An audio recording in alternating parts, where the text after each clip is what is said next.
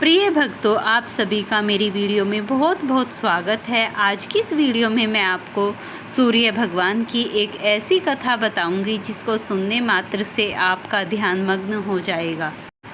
क्या आप जानते हैं, एक बार स्वयं सूर्य भगवान पृथ्वी पर अवतरित हुए और भूमंडल पर ऐसा चमत्कार किया कि सूर्य भगवान के इस चमत्कार को देखकर देवता तक भी हैरान रह गए। आज मैं आपके सामने प्रस्तुत करने जा रही हूँ सूर्य भगवान की एक अद्भुत और रहस्यमयी कथा, जिसको सुनने से आपके जीवन में समृद्धि, वृद्धि और आपका जीवन खुशहाल बन जाएगा। तो इस कथा का श्रवण ध्यानपूर्वक और पूरी श्रद्धा से कीजिए। एक समय की बात है जब धरती पर पाप का प्रकोप बढ़ गया और धर्म तो मानो नामो निशान तक ही मिटता चला गया। यहाँ तक कि मनुष्य तो आलस और क्रोध की ज्वाला अग्नि में डूब ही चुका था। उस समय देवताओं ने भगवान विष्णु के सामने प्रार्थना की कि हे प्रभु, पृथ्वी पर प्रकाश का तो कोई आगमन रहेगा ही नहीं, प्रकाश तो पूरी तरह अंधकार में हो जाएगा। हे प्रभु, इस पृथ्वी पे से धर्म तो बिल्कुल मानो पतन रूप में ही खत्म हो जाएगा, धर्म का तो नामो निशान भी नहीं रहेगा। तब सभी देवता भगवान श्री हरि विष्णु के सामने ऐसी प्रस्तुति करते हुए उनके समक्ष गए। तब भगवान विष्णु ने उन्हें आज्ञा की कि तुम सूर्य देव के पास जाओ। तब सूर्य देव ने देवताओं को वचन दिया कि मैं पृथ्वी पर आऊँगा और इस धरती पर धर्म, ऊर्जा और समस्त प्रकार के सुखों का फिर से आगमन होगा। फिर से पृथ्वी पर खुशहाली हरी भरी बरसाते हुए मैं झलकता दिखाई दूंगा। एक समय की बात है, सूर्य देव ने राजा संकट मोचन के यहाँ जन्म लिया। उसके जन्म लेते ही राज्य में उसके तेज के प्रभाव से मानो अंधकार दूर हो गया। उसके जन्म लेते ही समस्त फसलें उपजी और सभी प्रकार के मनुष्यों को फसलों को बेचकर वृद्धि हुई। मानो चारों तरफ खुशहाली छा गई। वह इतना बलशाली था कि आंधी, तूफान, बारिश सब कुछ एक साथ बुला लेता था।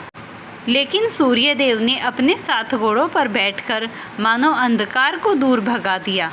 जैसे ही पृथ्वी पर सूर्य देव की प्रथम किरण गिरी, मानो उसने संसार में खुशहाली का आगमन कर दिया। समस्त और खुशियाँ होने लगी और सभी प्रकार के मनुष्य, जीव जंतु सभी प्रसन्नचित मन से सूर्य देव को प्रणाम करते हुए उनके गुणगान और जय जयकार करने लगे। अब आप सूर्य भगवान की एक और रोचक और रहस्यमयी कथा सुनिए, जिसको सुनने से व्यक्ति बहुत प्रकार के सुखों को भोगता है।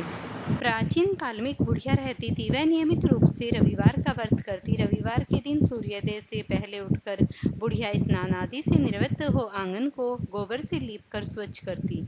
उसके बाद सूर्य भगवान की पूजा करते हुए रविवार की व्रत कथा सूर्य भगवान का भोग लगाकर दिन में एक समय भोजन करती। सूर्य भगवान की अनुकंपा से बुढ़िया को किसी प्रकार की चिंता एवं कष्ट नहीं था। धीरे धीरे उसका घर धन धान्य से भरा रहा था। उस बुढ़िया को सुखी होते देख उसकी पड़ोसन जलने लगी। बुढ़िया ने कोई गाय नहीं पाल रखी थी, अतः वह अपनी पड़ोसन के आंगन में बंधी गाय का गोबर लाती थी। पड़ोसन ने कुछ सोचकर अपनी गाय का गोबर घर में बांध दिया और गोबर नहीं दिया। रविवार को गोबर न मिलने से बुढ़िया अपना आंगन नहीं लीप सकी। आंगन न लीपने के कारण बुढ़िया ने सूर्य भगवान को भोग नहीं लगाया और उस दिन स्वयं भी भोजन नहीं किया। सूर्यास्त होने पर बुढ़िया भूखी प्यासी सो गई। प्रातःकाल सूर्योदय से पूर्व उस बुढ़िया की आंख खुली तो वह अपने घर के आंगन में सुंदर गाय और बछड़े को देखकर हैरान हो गई।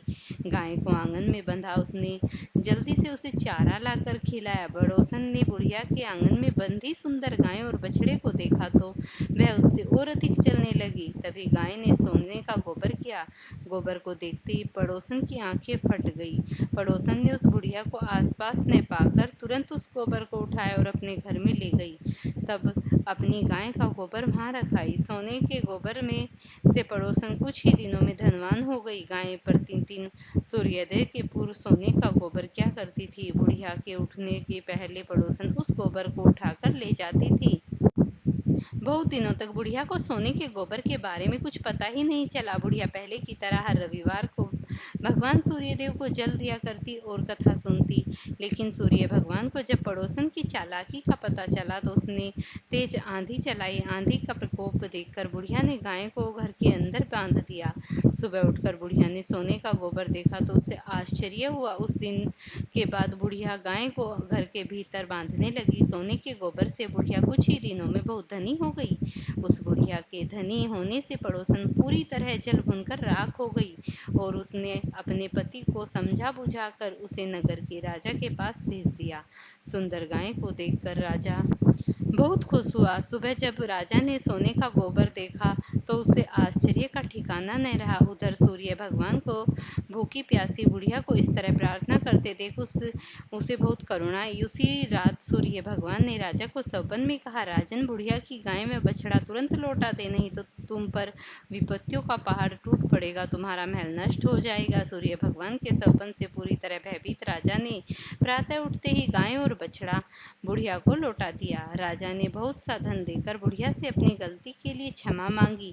राजा ने और पड़ोसन ने उसके पति को उनकी इस दुष्टता के लिए दंड दिया। फिर राजा ने पूरे राज्य में घोषणा कराई कि सभी स्त्री पुरुष रविवार का व्रत किया करें। रविवार का व्रत करने से सभी लोगों के घर धन धान्य से भर गए। राजतय में सुख चारों ओर खुशहाली छा गई। पुरुष स्त्री सभी जीवन यापन करने लगे। तभी सभी लोगों के शारीरिक कष्ट दूर हो गए।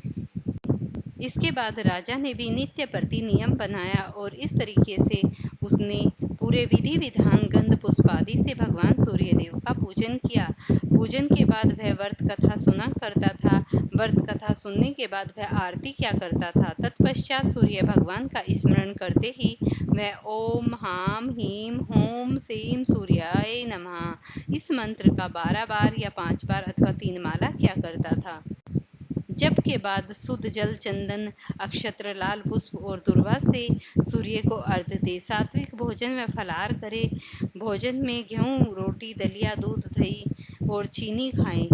इस प्रकार राजा ने अपनी प्रजा में ये कठोर दंड चला दिए कि मेरी प्रजा में जितने भी लोग हैं और मैं स्वयं भी इस तरीके से बुढ़िया की तरह हर रविवार को सूर्यदेव को प्रसन्नचित करूंगा और उनकी पूजा आराधना करूंगा। जैसे ही उसने हर रविवार को भगवान की पूजा आराधना की तो वह इस लोक में समस्त प्रकार के सुख भोग कर अंत में वैकुंठ के धाम गया। फ्रेंड्स, वीडियो पसंद आई हो तो इसे लाइक शेयर करना, चैनल को सब्सक्राइब करना।